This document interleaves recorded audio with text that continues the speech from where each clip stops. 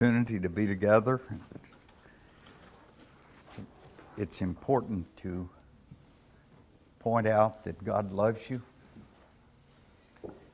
immaterial of where you are in life, immaterial of how you are expressing love toward Him.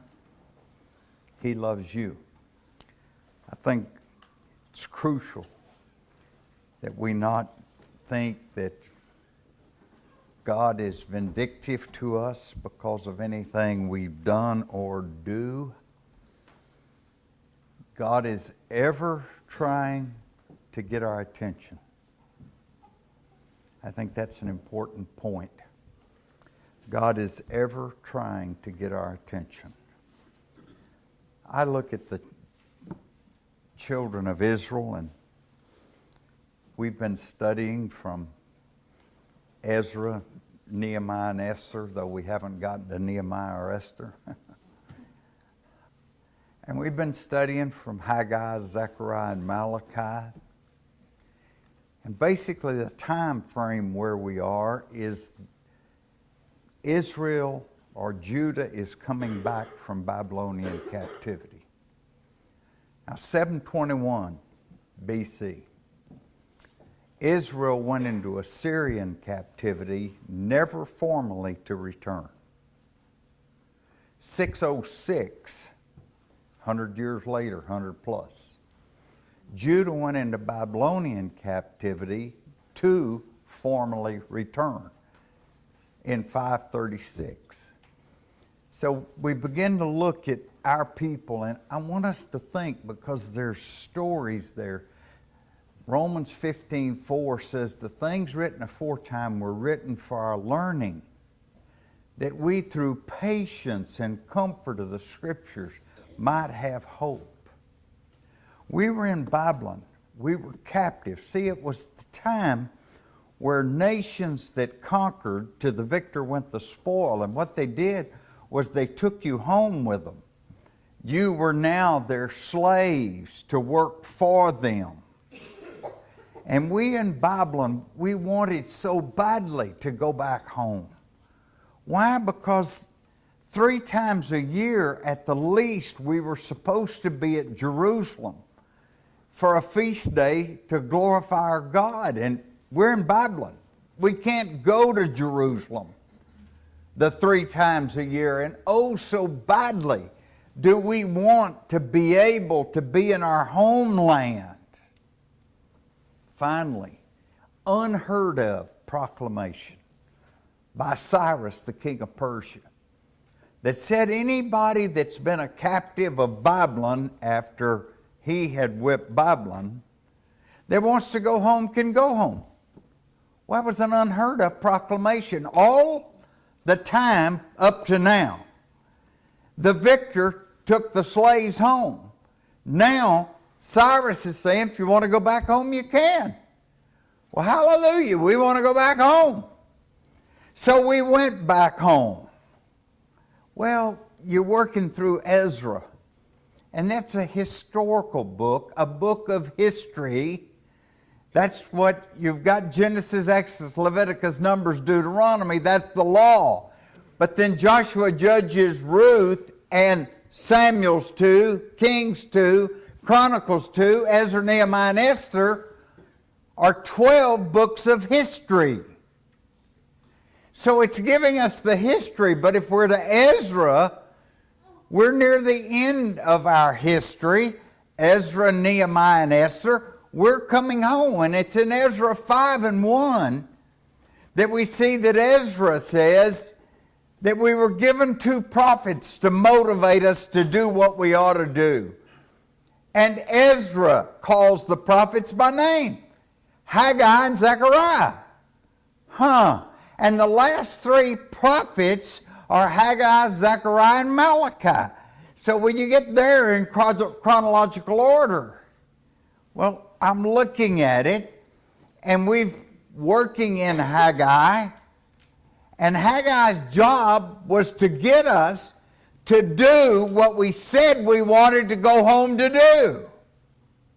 You know, I think about two guys standing and talking, and one of them said that he'd bought lottery tickets, and if I win the lottery, I'm going to give half of it to God. The other one said, well, that's noble. He said, what if you're not the first winner? What if you're just the 18th winner? He said, well, if I'm the 18th winner, it'll be a lot less, but I'm giving half of it to God. And he said, well, what if it happened to be 2 pigs? Well, he said, that isn't fair. I got 2 pigs. We always are quick to say what we're going to do till it gets where we are. And then all of a sudden, we're not as quick to do it. That's what happened to us in Babylon.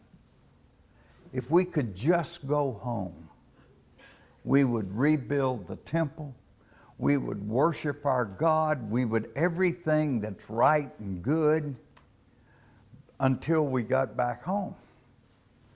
Now, if you'll look in the book of Haggai and just kind of pursue what they did as opposed to what they said they were going to do, and basically Haggai is 4 talks or messages from Haggai. And the total book is about 3.5 months. Well, I'll be. And that 3.5 months, he's trying, and God wanted a prophet.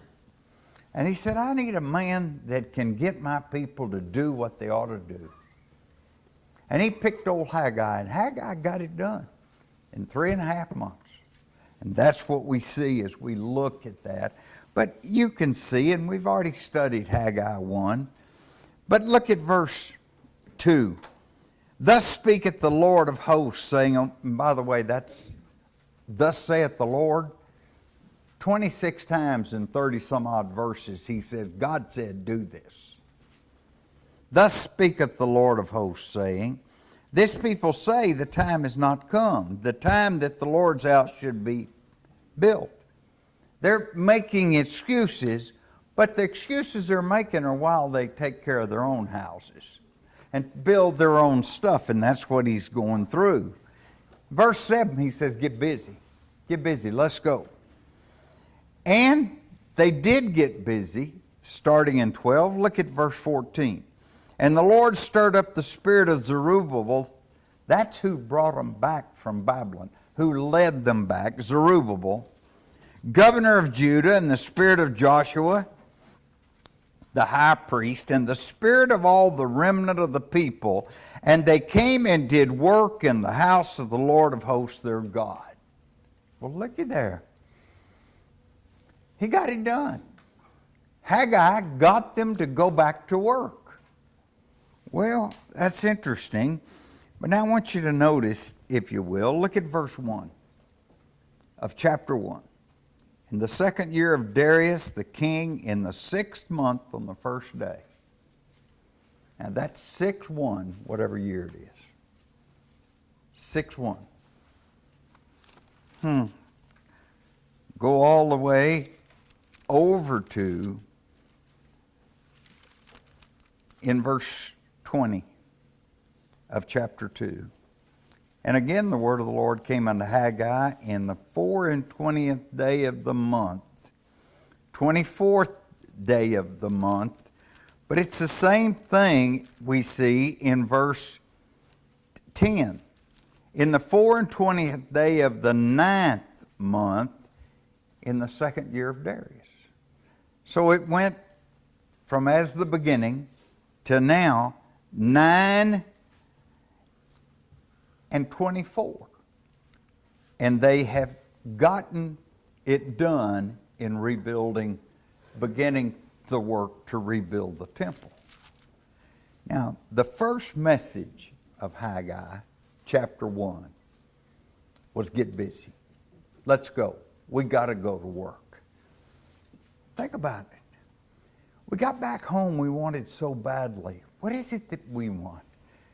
I want to be saved. I want to belong to God. He said, I've done that. But I didn't save you that you might do nothing. It's not that. I want you to be about my business. I want you to be involved in my business. It wasn't a matter of I save you and you do nothing. It was a matter of I save you and you live for me. Oh. But look what he said to them in chapter 2, consolation. And watch as we move in time. Chapter 2 and 1. In the 7th month, in the 21st day. So we've gone from 6:1 to 7:21. Well, that's a month and 3 weeks. Came the word of the Lord by the prophet Haggai, saying, Speak now to Zerubbabel, the son of Shealtiel, governor of Judah, and to Joshua, the son of Josedek, the high priest, and to the residue of the people. Who is left among you that saw this house in her first glory? Boy, this is interesting. Now you can look at Ezra 3:12, and we have looked at it.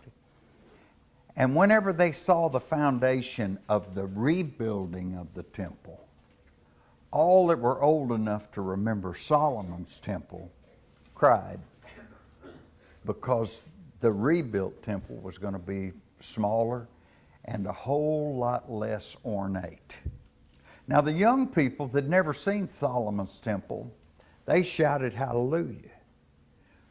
Interesting mixed emotion as they looked at it. But watch what he says. Who is left among you that saw this house in her first glory? And how do you see it now? Is it not in your eyes in comparison of it as nothing? What's he doing now? He's consoling discouraged people because the second temple will be nowhere near the magnitude of the first. He's consoling them. Boy, that speaks to us. Whatever it is that discourages us, and you remember how the people discouraged them, God says, but wait a minute, you're doing what I want done, and I'm with you. Isn't that enough? Isn't that enough? You're doing what I want done, and I'm with you. Isn't that enough? God's trying to console them. Watch as he goes on. Yet now be strong, O Zerubbabel.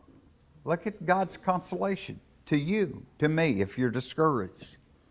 Be strong, O Zerubbabel, saith the Lord, and be strong, O Joshua, son of Josedek, the high priest, and be strong, all ye people of the land, saith the Lord, and work.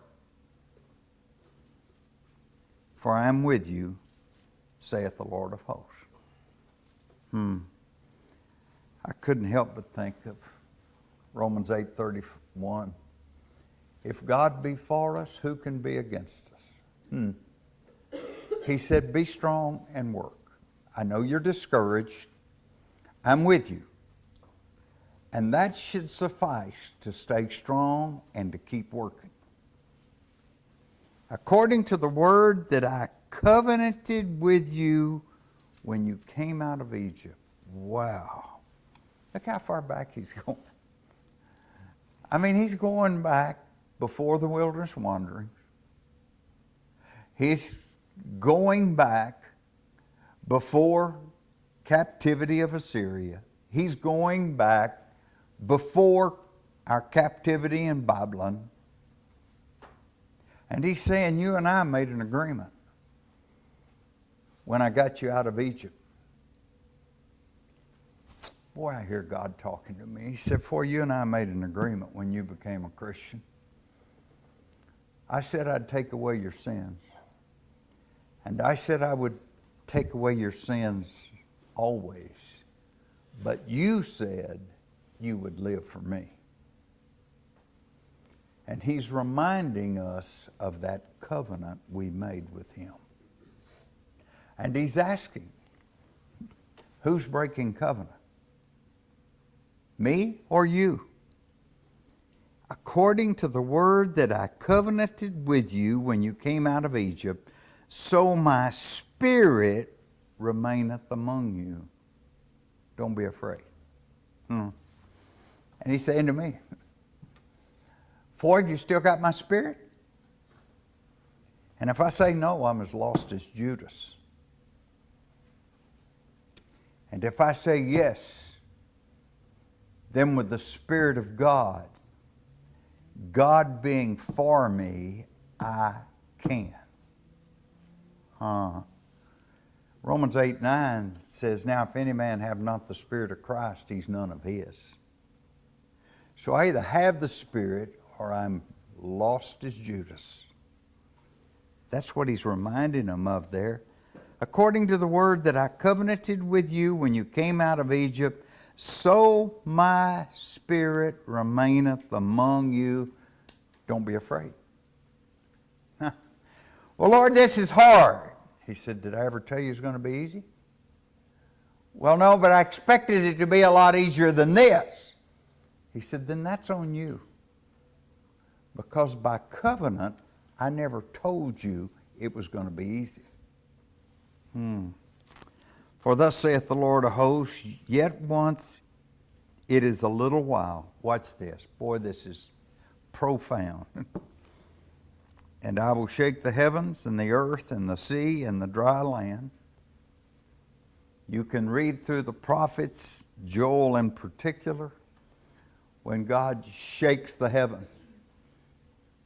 And I, verse 7, will shake all nations, and the desire of all nations shall come, and I will fill this house with glory, saith the Lord of hosts. I will shake the heavens, I will shake the people, and I'll fill the house. God is saying, don't be discouraged. I have the power over the firmament, all of it up there. I have the power over every nation. And I can just shake it and make things completely change that are around you. Don't be discouraged. Work. Ooh. I will fill this house with glory, saith the Lord of hosts. End of verse 7. See, they were bothered by the temple being so much smaller. And then he says, and it appears to me that they were running low on money in rebuilding the temple, because he says, the silver is mine and the gold is mine, saith the Lord of hosts. It's all mine. I always kind of grin inside when people are discussing the treasury and say, well, that's the Lord's money.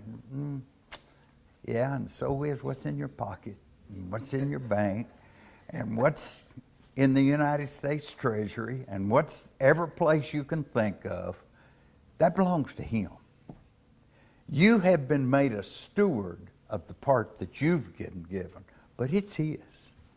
And all I need to do is forget that, and He can take it away from me in the flip of a finger, or He can take me away from it. I always think of the three old coffee buddies standing and talking about their buddy that passed away, and he's in the coffin, and the widow's on the front row. One of them said to the other one, wonder what he left, and the third one said, every bit of it. And that's the way it's going to be. We're going to leave every bit of it. We're stewards of that which God has given us. The silver is mine and the gold is mine, saith the Lord of hosts. I will shake the nations. I will shake the firmament, is what he said. I will fill this house with glory. And verse 9 is the end of the second message from Haggai. The glory of this latter house shall be greater than of the former, saith the Lord of hosts, and in this place will I give peace, saith the Lord of hosts. I don't know, except I know what he's talking about. He said the glory of the second house is going to be greater than the glory of the first. Well, they could look and see the foundation was smaller. They knew because of a shortage of funds, it was not going to be as ornate as Solomon's temple. God says the glory will be greater. No. Okay. Third message starts in verse 10. In the 24th day of the 9th month, it's been 3 months since the work began. In the 2nd year of Darius came the word of the Lord by Haggai the prophet, saying, and he asked 2 questions. This is so interesting to me. Thus saith the Lord of hosts, ask now the priests concerning the law. Ask the priests concerning the law. They were supposed to know the law. Ask the priests concerning the law, saying, if one bear holy flesh in the skirt of his garment, and with his skirt do touch bread or pottage or wine or oil or any meat, shall it be holy? And the priest answered and said, no. They got their first question right. The priest got it right. Second question. Then said Haggai, if one that is unclean by a dead body touch any of these, shall it be unclean? And the priest answered and said, it shall be unclean. Application. Verse 14. Then answered Haggai and said, so is this people. You are unclean, he says. Well, what does that mean? We went into captivity because of our indifference and ungodliness. God's brought us back. And we made loud swelling promises to God for what we would be and what we would do, but we haven't been it or done it. So is this people. And so is this nation before me. Now that's interesting there, because God generally refers to Israel as Israel and the nations as the heathen. And he's calling Israel heathen. Woo! So is this nation before me, saith the Lord, and so is every work of their hands. Every work of their hands. When you're not what you ought to be, you do no good. No good. Well, I still go to church every Sunday. God said, yeah. And it's counting for a big 0 right now. Because you and I both know you aren't what you ought to be. I'm not talking about the realm of human frailty. I know we can't live flawlessly. I understand that. I wanted you to understand that. I put it together to where you could know where you were. And you know where you are.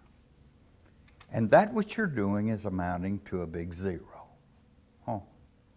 You know, I can't help but think of 1 Corinthians 13, 1 through 3. And he's talking about love, and he's trying to say those things. And what he said was that if you're doing that, you're nothing. You're nothing. And I understand God's talking about the sincerity of our religion. You see that verse? Saith the Lord, and so is every work of their hands, and that which they offer there is unclean. And now I pray you, consider from this day and upward, from before a stone was laid upon a stone in the temple of the Lord.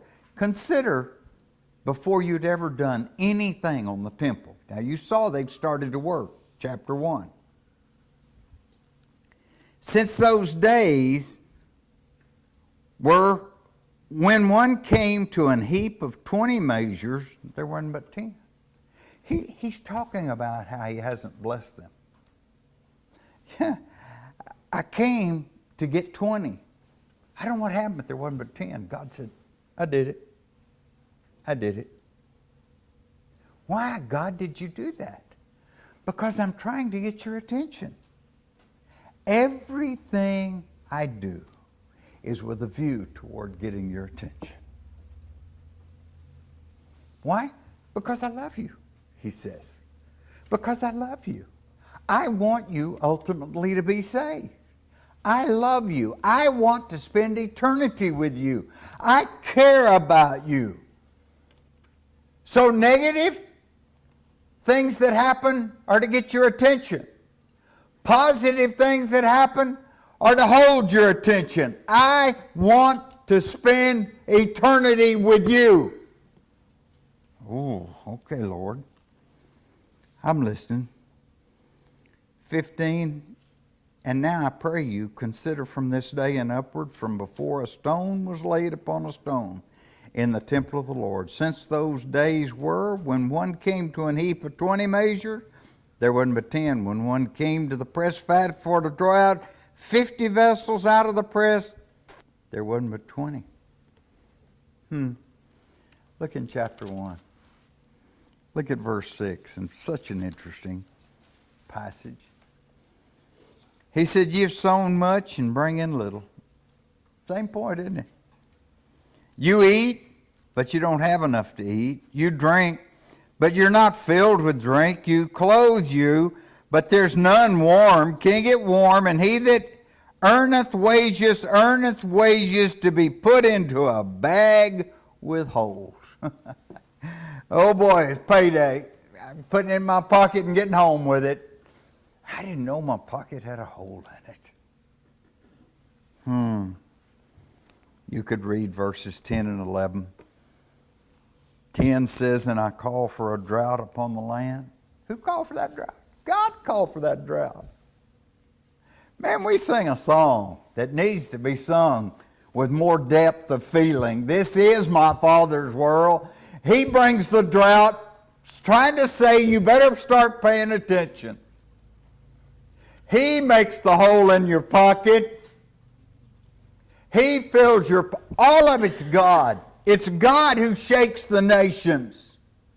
And I call for a drought upon the land and upon the mountains and upon the corn and upon the new wine and upon the oil and upon that which the ground bringeth forth and upon men and upon cattle and upon the labor of the hands. I called a drought upon all of that. Look at verse 10. Therefore the heaven over you is stayed from dew, and the earth is stayed from her fruit. That's God's drought. I'm back in chapter 2. And he says, 17, I smote you with blasting and mildew. Look who smote them. That blasting is an east wind that came through, and he smote them with blasting and mildew. And with hail in all the labors of your hands. That was God's hail. That was God's flood. Oh, yet you turn not to me, saith the Lord. The purpose of that? To get us to turn to him. Consider now from this day and upward, from the 24th day of the 9th month, even from the day that the foundation of the Lord's temple was laid. Consider it. Is the seed yet in the barn? Yea, as yet the vine and the fig tree and the pomegranate and the olive tree hath not brought forth, but from this day I will bless you. It hasn't worked for you so far. Material blessings God had taken away, though they were back home. Why? Because every little piece they could put forth, they used on themselves. They were horribly selfish. I don't know that selfish needs to be modified with horribly. Selfish speaks for itself, doesn't it? But that's what they were. Do you see old Haggai? You think anybody's saying good sermon, Haggai? Jehovah maybe say good sermon, Haggai. I don't think any of the listeners are in love with Haggai or with his sermon. And he got 4 messages from God. We've looked at 3 of them. The third one, he just changed to beginning to bless them with material blessings. And the fourth one, verse 20. And again, the word of the Lord came unto Haggai in the 24th day of the month, saying, that's the same day. He got both these messages from God on the same day. Speak to Zerubbabel, governor of Judah, saying, I will shake the heavens and the earth. Tell Zerubbabel, now I'm going to shake the heavens and the earth again. Oh. And I will overthrow the throne of kingdom. And I will destroy the strength of the kingdoms of the heathen. Look at what God's going to do now.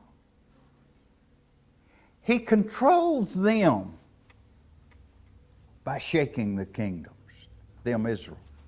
He controls all of the heathen peoples by shaking the nations. And I will overthrow the chariots and those that ride in them, and the horses and their riders shall come down, every one by the sword of his brother. Israel's a little bitty nation. They probably couldn't whip hardly anybody. God said, you're not going to need to. I'm going to let them whip each other. God's control of the heathen nations. Wow. He's going to use one heathen nation to discipline another heathen nation, and then a third heathen nation to discipline the second heathen nation, and so on and so on. Because he's God. In that day, saith the Lord of hosts, will I take thee, O Zerubbabel, my servant, the son of Shealtiel, saith the Lord, and I will make thee as a signet, for I have chosen thee. Now, we studied last week the chosen of God. I picked you. Now, the signet was a ring that was worn by those that had authority, and it could be used as a signature to stamp ownership and authority. God's signet was going to be Zerubbabel. Well, what does that mean? It means God is stamping his approval and ownership on Zerubbabel. Well, now we know in 2 Samuel 1 that the seed line was to come through David. So is he talking about that here? Yep. Look at Matthew 1. Look at Matthew 1. Now, this is a part of the Bible. Generally, when we're trying to read our Bible, we don't like reading. We generally say, well, I don't like all those genealogies. Ooh, if you know what they say, you love them. If you don't like them, you love them. Look at verse 1 of Matthew 1. The book of the generation of Jesus Christ, the son of David, the son of Abraham. Ooh, yeah. In thee would all nations of the earth be blessed, Genesis 12. And David is of the lineage of Abraham. Look at verse 12. And after they were brought to Babylon, Jeconias begat Shealtiel, and Shealtiel begat Zerubbabel.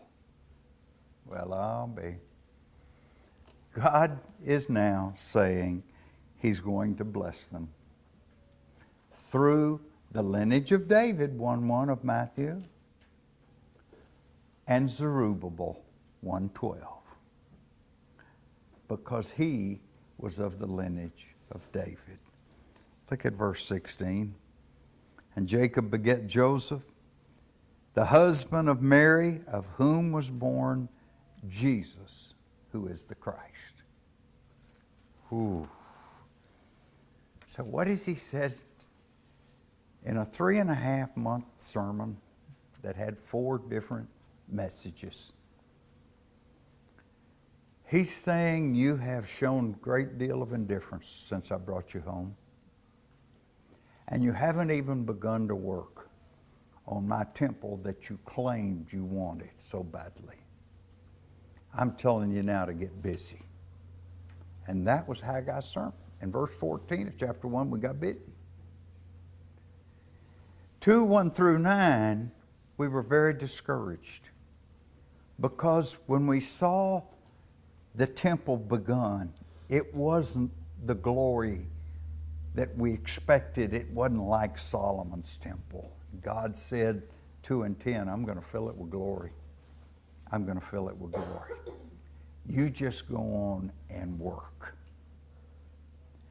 And he promised physical, material blessings that we would have enough to get the temple built. And then we see the third that he sets forth that we can understand. 2 questions that he asked of the priest, and they answered well. But the application was, you've got to start by cleansing yourself and then making a commitment to work for me. And then I'm going to bless you materially or physically. And then the fourth message, starting in 20, that he set forth was, and that's going to be a blessing of salvation. Because Zerubbabel is my signet, and it's all going to come through him. He is of the seed of David, and that's where we're coming through. Now when you read Matthew 1, you look how far away he is, 12 to 16, how many people he is away, but he's of the lineage of David. And Zerubbabel was going to do what he needed to do and be what he needed to be. And so were all the people. Because they saw how special it was. Please listen. To have their God tell them, get busy. How special it was to have their God tell them, get busy. You and I made an agreement way back, he said, way back, before I brought you out of Egypt, when I was baptized into Christ. I've held up to my end of that agreement. And do I want you to consider that it's you that haven't held up to your end of that agreement. I've brought you back from Babylon. You said you wanted to rebuild the temple so badly while you were in Babylon. But you've gotten back 16 years later, you haven't built the temple. You claimed what you wanted to do, but you haven't done that. Oh, I know you got discouraged. But you've had me, he says, and you've had my spirit, he says. It needs no more to stay encouraged than me and my spirit. And the knowledge, 20 through the end of the chapter, that you will be saved. Wow. I didn't know Haggai had such good preaching. Yeah. I didn't know the people of old had heard that, and the people of new so need to hear that. Oh, we'll look at a little bit of Zechariah, because they were contemporary. Haggai was first, so we picked him first. And we'll continue to look as we go through the historical Ezra, Nehemiah, and Esther at the 3 prophets that prophesied after they'd come home. And Haggai, Zechariah, and Malachi. And we'll work through those, trying to pull together our history. If we said anything that's helpful to you in feeling a need to move from where you are to where you think you ought to be, we would always want to be of assistance as together we stand and sing. I will sing.